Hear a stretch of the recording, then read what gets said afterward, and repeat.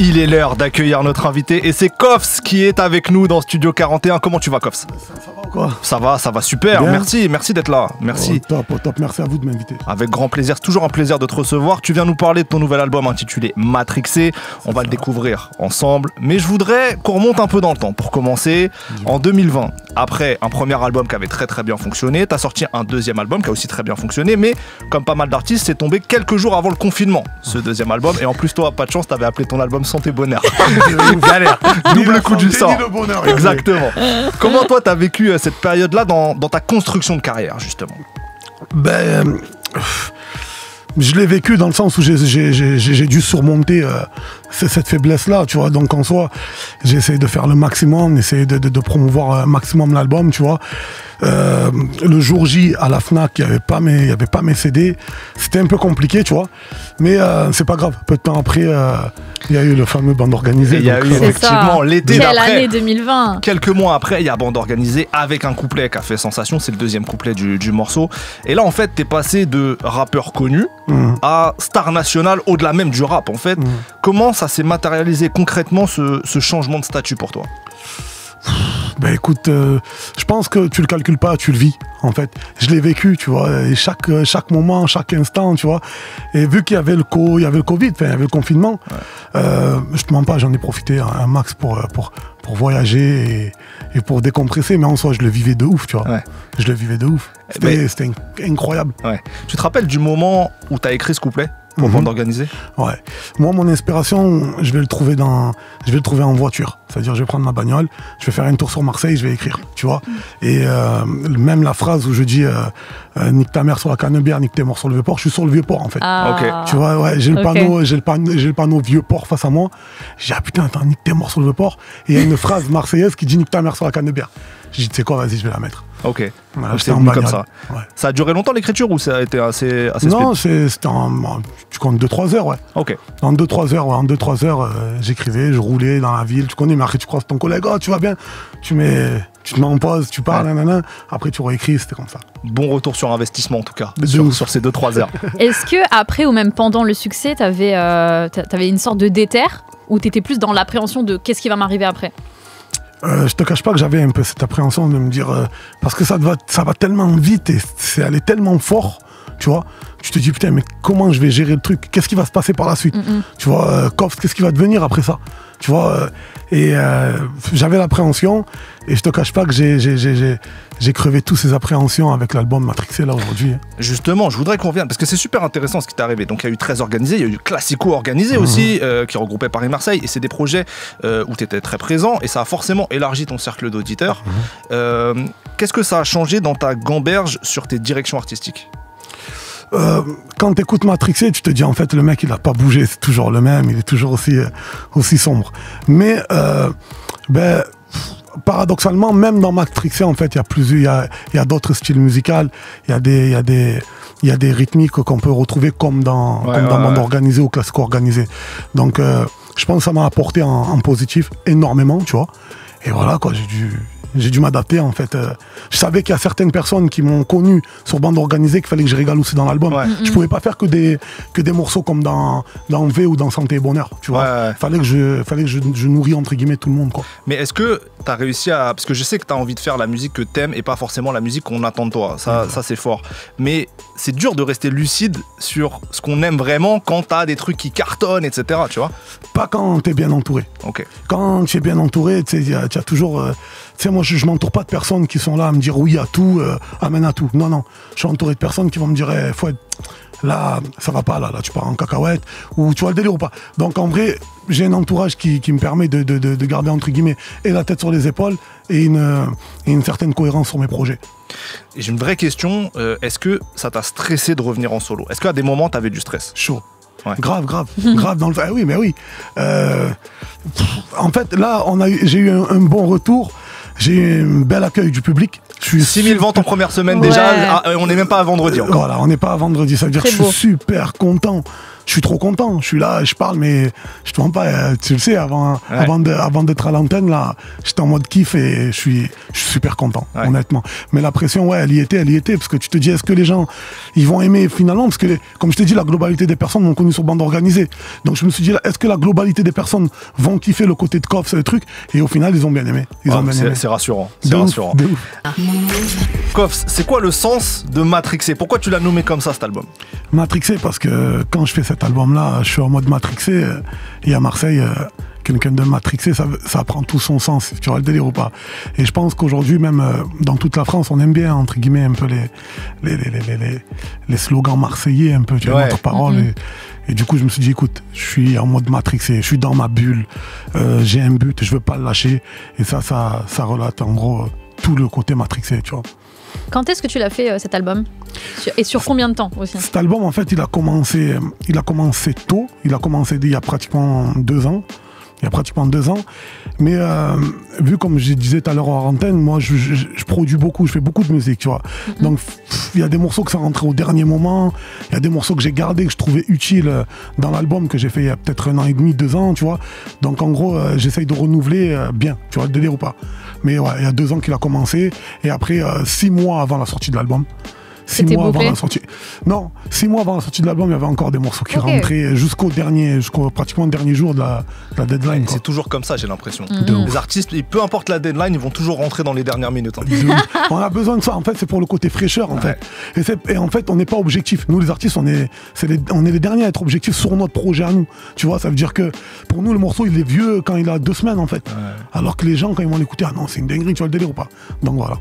Dans ce projet, j'ai l'impression qu'il est beaucoup question de revanche sur la vie, tu vois, que ce soit par rapport au succès, que ce soit par rapport à l'apparence physique dont tu le dis dans des morceaux, que ce soit par rapport à l'argent, aux relations sociales aussi. On sent que tu as souvent été déçu par l'humain. Ouais, bah écoute, tu sais, comme j'ai dit déjà en interview, j'ai une facilité à parler de ça. Pour nous, les rappeurs, c'est facile de dire on a été déçus, alors que peut-être nous, les premiers, on fait des actions des fois bizarres et on n'est pas toujours droit dans nos bottes, tu vois. Je parle de la trahison parce que je sais que ça parle à beaucoup de personnes et parce que je le vis personnellement, tu vois. Donc ouais, j'ai pas de mal à parler de ça.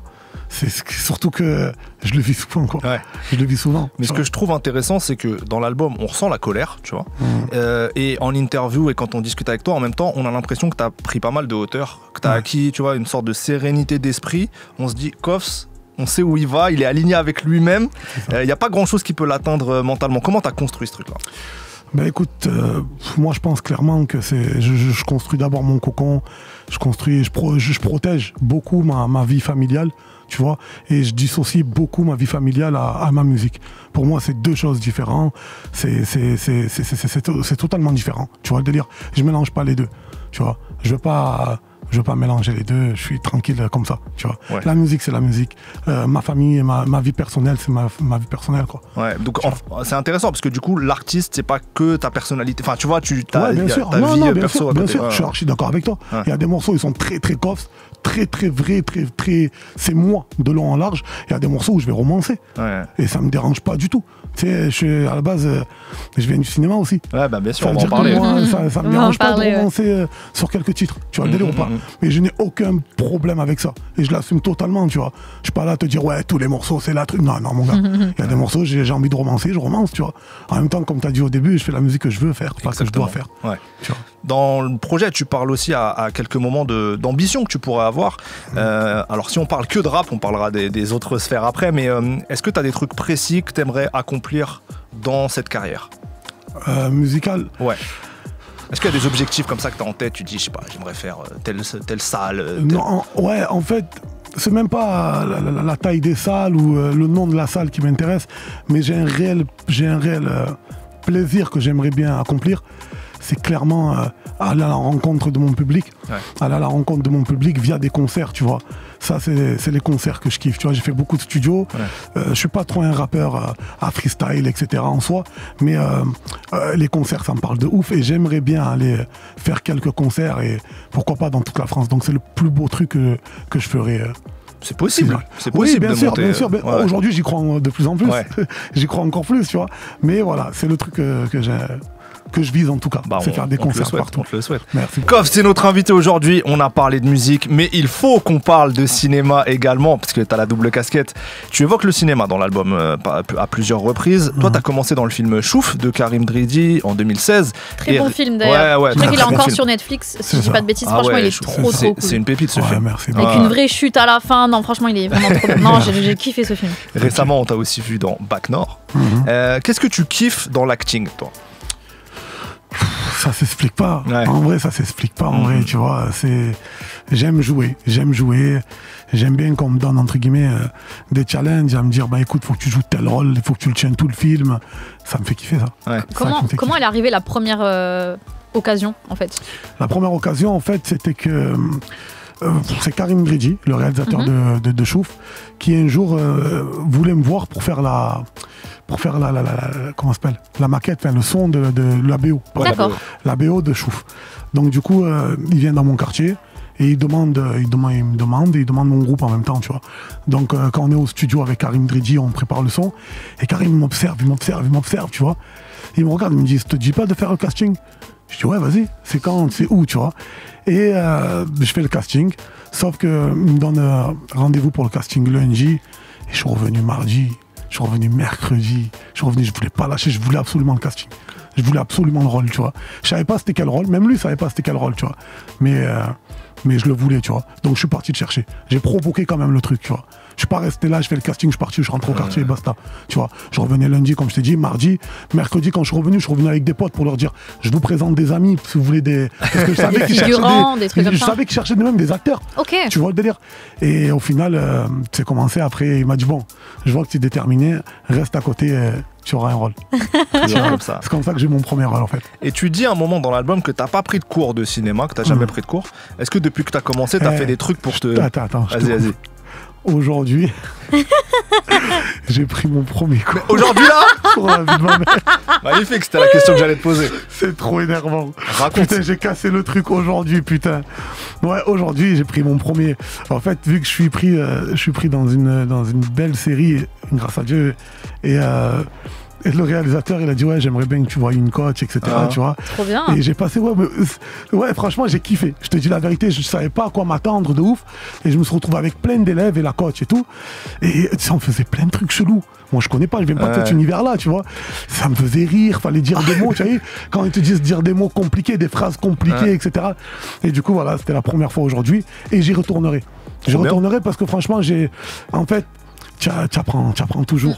Faut jamais prendre des choses pour acquis, se dire c'est bon, je joue, non.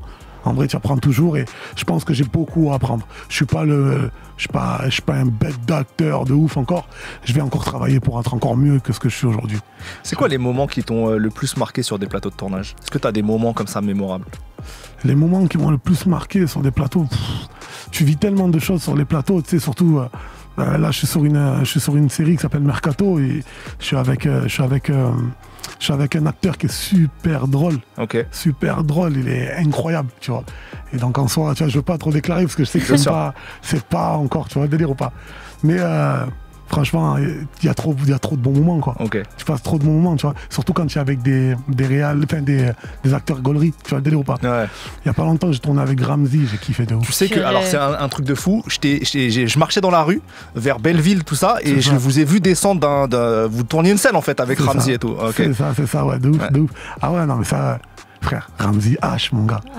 C'est ce qui m'a fait encore plus kiffer, c'est que moi, je vais vers lui en tant que fan. Donc je vais en tant que je suis un fan de ouf, moi. Et t'as reconnu? Mais pire que ça. Mais lui, il kiffe Kof. Il kiffe Kof. Ça veut dire que j'étais trop content. Voilà, j'étais trop content. Magnifique. Toi, tu dis qu'à choisir, tu préfères le cinéma à la musique, maintenant. Pourquoi? Ben parce que, tu sais, ça fait depuis que j'ai 13 ans, je fais de la musique.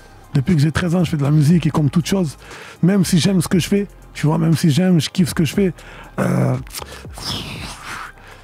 tu vieillis mieux dans le cinéma que dans la musique, je trouve. Je trouve que tu vieillis mieux dans le cinéma que dans la musique, tu vois. Puis, voilà, je sais pas, je me vois mal rentrer à la maison et dire je rentre d'un showcase ou d'un studio, tu vois. Et puis, même le monde de la musique, tu sais, moi, je suis un mec qui m'organise.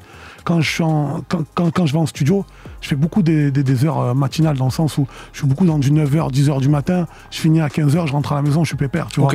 Et je sais que la musique, globalement, La musique, c'est beaucoup des horaires de nuit. C'est-à-dire, c'est du 2, 3 heures, du 4 heures du matin. C'est un monde personnellement, qui me ressemble plus. J'étais beaucoup comme ça, mais aujourd'hui, avec l'âge et tout, je pense que ça me ressemble plus. Je vais continuer à la faire. Je vais pas m'arrêter de faire de la musique, il n'y a pas de souci, tu vois. Mais le cinéma, je pense que je vais plus durer dans le cinéma. Enfin, en tout cas, je me le souhaite, quoi. C'est quoi tout à l'heure, tu disais que tu as des sons qui sont romancés. Ouais. Est-ce que tu penses que c'est aussi le fait que tu es rentré dans le cinéma qui t'a aidé à écrire justement ce genre de titre? Ouais, ben, je pense que ça m'aide aussi, tu vois. Mais j'ai pas attendu le cinéma pour aussi des fois romancer sur des titres, tu vois ce que je veux te dire. Autant, comme je t'ai dit, je vais rapper ma réalité, mais ouais, ça va. On n'est pas Scarface, on va pas inventer des trucs non plus, tu vois. Donc voilà, à un moment donné, quand t'as envie de parler d'un truc ou même pas de relater ce que t'as vu sur un film ou quoi, ben, tu vas le faire et tu vas l'écrire et tu te prends pas la tête, tu vois. Si tu commences à te poser plein de questions, putain, ouais, mais si j'écris ça, le vécu, le truc, tu fais plus de musique, mon gars, tu vois. Ou à moins, tu fais un album et t'arrêtes. Tu vois le délire ou pas? Donc voilà, après, tu construis avec ce que tu vis. Tu vois, donc la trahison, ça va avec, l'amour va avec, tous ces trucs, tous ces bails-là vont avec, pardon. Tout à l'heure, on parlait de tes ambitions dans la musique. Transposons au cinéma. Est-ce que tu as des rêves dans ta carrière d'acteur, genre, je sais pas, tourner avec quelqu'un ou incarner tel personnage? Est-ce qu'il y a des choses comme ça qui te stimulent? Ouais, clairement, mon rêve à moi, c'est de... Ça va bientôt arriver, mais c'est de tourner, à la base, c'était de tourner dans un autre pays que la France. Ok. Je voulais tourner, c'est-à-dire de changer de décor. Quand je dis ça, je me comprends, tu vois. C'était de changer de décor, tu vois. Et je trouve qu'il y a un cap quand tu tournes dans un autre pays, il y a un truc quand même, tu vois, je sais pas, il y a un côté qui me plaît. Et maintenant, c'est tourner en state. Ok. Voilà, moi, j'ai une ambition, tu vois. Mais ça va pas tarder, j'ai confiance en moi. C'est beau, il a dit ça va pas grave, tarder. C'est beau ça. Ouais, on a confiance, en plus là t'es en plein cours, tu vois. De ouf, là. Ah, tu es fou. Non mais de fou, non mais je garde la tête sur les épaules. Ouais. Tu vois, je me comprends quand je dis ça. Mais c'est mon ambition, si tu me demandes mon ambition. T'as bien raison. Ouais, tu disais, Koff, il a fait un film, j'en connais des acteurs français qui ont fini là-bas et qui ont tourné là-bas. Et le premier, Saïd Tagmaoui, Slimane Dazi, il y a des acteurs, voilà, voilà. Ouais. Koff, c'est toujours notre invité aujourd'hui dans Studio 41. On découvre son nouvel album, Matrixé. Et Léna, t'avais une question. C'est un projet avec pas mal de collabs, dont une avec El Grande Toto, que j'ai bien kiffé, qui s'intitule Tony Montana. Comment elle s'est faite la connexion avec lui? J'étais au Maroc, dans son pays. Et j'étais en plein séminaire pour mon album. Et il y a un membre de l'équipe qui me dit, ouais, Koff, je suis branché avec Toto et il aimerait bien passer, ou tu vois le délire, ou même se connecter, tu vois, comme ça, tu vois. Je dis, ah ben vas-y, il n'y a pas de souci, tu vois. Et il est venu et moi, j'écoute ce qu'il fait. Le mec, je sais ce qu'il fait, tu vois. Et du coup, il est venu, très bon gars. Je me suis super bien entendu avec lui. Et il y avait le studio juste en haut dans la chambre. Je dis, hey, Toto, là. Et du coup, voilà, le morceau, moi, il me plaît de ouf. Franchement, il me plaît de ouf. C'est pour ça que je l'ai mis dans l'album, tu vois. C'est un morceau qui fait partie, il a 2 ans pratiquement. Tu vois, ça veut dire qu'en vrai, il a 1 an et demi. Ça veut dire qu'en vrai de vrai, j'aurais pu ne pas le mettre, tu vois. Mais il me plaît tellement que j'ai privilégié le goût, tu vois. Je privilégie mon goût, quoi. Okay. J'allais te demander si c'était pendant la Coupe du Monde que vous aviez enregistré ça, si t'étais au Maroc pendant la Coupe du Monde, mais non, du coup c'était un peu avant. Non, pas du tout. Putain, j'aurais kiffé être au Maroc pendant la Coupe du Monde. J'aurais kiffé, je te dis la vérité. Le Qatar, c'est une chose. Allez, ah ben, crois-moi que j'aurais préféré être au Maroc. Évidemment. Même, tu sais, dans un petit bar, dans un truc, avec des Marocains là-bas et regarder et fêter ça avec eux. C'était magnifique. Quelle période on a vécu. Sur cet album, on retrouve aussi le J, Jul, sur un morceau qui s'appelle Le Fameux. On va l'écouter dans quelques minutes. Mais c'est quoi, toi, tes meilleurs souvenirs en studio avec Jul? Mes meilleurs souvenirs en studio, tu n'as pas de souvenirs en studio avec Jul. Tu travailles. Que du charbon. Tu travailles. Tu vas allonger 2 phrases avec lui, fini. Fini. Il va remettre la prod. Il s'en bat les couilles, lui, tu vois. Non, mais après, avec le J, moi, je me rappelle à l'époque, mais on était beaucoup plus jeunes. On avait 13-14 ans, un peu plus peut-être, tu vois. Et à l'époque, on dormait chez lui. Il avait le studio. Et je dormais chez lui. Tu sais ce qu'il faisait? Par Dieu. Tu savais, quand tu te lèves le matin, tu te lèves, hachek, tu vas aux toilettes. C'est la première chose que être humain fait. Et c'est là où je me suis dit, en fait, le mec, il est pas normal. Il se levait, il allumait son ordi, il faisait une boucle d'instru, il mettait le son à fond et après il partait aux toilettes. Magnifique. J'ai cette image-là du J quand il travaillait, c'est incroyable. C'est pour ça que ce qu'il a, c'est pas volé. J'invente j'invente rien quand je dis ça. Il n'y a pas de souci. C'est même limite, c'est devenu un cliché de dire ça. Ouais. Mais c'est bien de le rappeler. Ce qu'il a, il n'a pas volé. Et j'espère qu'il aura encore plus que ce qu'il a aujourd'hui. Bon, ça sera dur, je sais pas ce qu'il a. Ouais, mais il a déjà beaucoup. Qu'est-ce que tu fais, il a déjà beaucoup. Il y a aussi un morceau collectif avec les talents de ton quartier, RBL. Le son, c'est RBL Gang. Dessus, il y a des gens connus comme Naps, YL, etc. D'autres moins, et ça peut leur offrir un coup de projecteur. On a une question d'un auditeur. On a demandé à des auditeurs, des fans à toi, s'ils avaient des questions à te poser. On a reçu des messages. On a une première question à te faire écouter. Coucou, c'était pour savoir si tu allais faire un feat avec TK. Et si ouais, c'était quel style de musique? Alors, première question, mais c'était pas celle-ci que je voulais qu'on écoute, mais vas-y. C'est pas grave, normal. Mais la première, j'ai entendu le feat avec TK, et la deuxième, je l'ai pas entendu. Et quel style de musique ça serait? Ok. Ben écoute, un feat avec TK, ben c'est pas, tu es pas à l'abri, c'est un mec de Marseille. Tu connais, quand il faut donner la Sephora à Marseille, ben on donnera la Sephora à Marseille, tu vois, on n'est pas à l'abri. Mais voilà. Après, le style musical, tu sais, c'est avec les deux artistes que tu décides ça, c'est pas tout seul. Ouais. Est-ce que Youssef à la régie, on a le deuxième message ou pas? Fais-moi signe, dis-moi. Youssef, est-ce que tu m'entends?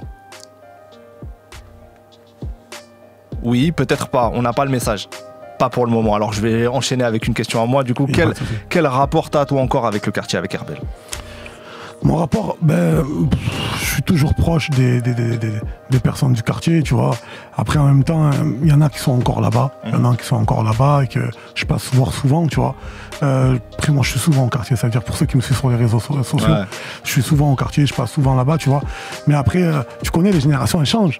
Aujourd'hui, il y a des jeunes, tu vois. Moi encore, j'ai la chance entre guillemets d'être dans la musique, donc ils savent qui je suis, tu vois. Mais pour certaines personnes, ils retournent au quartier. Les jeunes ne savent pas qui c'est, tu vois. Mais moi, pour le coup, ça va, tu vois, tu vois le délire. Donc en soi, je suis toujours je suis toujours au quartier, je vois toujours mes gars du quartier, tu vois. Et voilà, et quand on se donne rendez-vous, c'est au quartier, tu vois. Parfait. On a l'extrait de l'auditeur, on l'écoute tout de suite. Salut Kofs, c'est Sam, le mec qui est venu faire des cours de graffiti à la médiathèque de RBL en 2005. Je me rappelle très bien. Un gros big up pour ton parcours. Je suis fier de te connaître et de t'avoir connu à cette époque, de voir tout ce que tu as accompli depuis. Grosse force à toi et lâche rien. Oh là, j'ai les frissons. Par Dieu, j'ai les frissons, c'est incroyable. Ah ouais. Eh ouais. Il est vu, comme je l'ai vu là. Mais de ouf, parce que c'est une personne, tu sais, ça c'est... Lui, Sam, il fait partie des personnes qui ont cru en la jeunesse, même pas qu'en moi, il a cru en la jeunesse. Je me rappelle, il était venu à l'époque, nous, au quartier, il n'y avait rien. Il n'y avait vraiment rien, on faisait rien, ni sport, ni walou, tu vois. Et lui, il était venu, mesquin, avec ses petites bombes, là, tu vois. Tu connais, les petites bombes comme ça, tu vois. Mais c'est des personnes, c'est pas, entre guillemets, c'est pas un mec de cité ou quoi. C'est un mec, tu sais, nous, à Marseille, on appelle ça les mecs du courju. C'est-à-dire, c'est des mecs, entre guillemets, comment on appelle ça, un peu les bobos, je sais pas. Ouais, artistes un peu. Voilà, artistes un peu. Ah ben, lui, il est venu et il nous a donné, entre guillemets, tout son amour, tout son truc. Venez les gars, on va taguer, on va faire truc, tu vois. C'était de l'art, tu vois.